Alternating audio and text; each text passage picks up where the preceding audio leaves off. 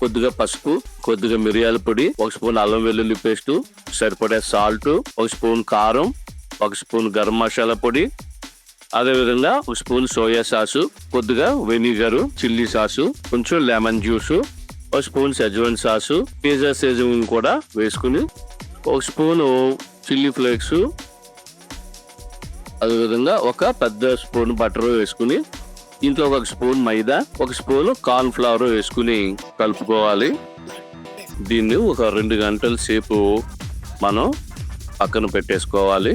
ఇప్పుడు ఆయిల్ పోసుకుని బంగాళాదుంపని పల్చటి స్లైస్ కింద మనం కట్ చేసుకుని పెట్టుకోవాలి. ఈ బంగాళదుంప సైజ్ కి మనం చికెన్ పీస్ ని తీసుకుని ఈ మధ్య భాగంలో మనం ఈ విధంగా పెట్టుకుని ఈ రెండిటికి అదిం పట్టేటట్టుగా ఒక టూత్ పిక్ మనం దీనికి మధ్య భాగంలో పెట్టేయాలి. ఈ విధంగా మనం తయారు చేసుకుని మనం ఆయిల్లో డ్రాప్ చేసుకోవాలి.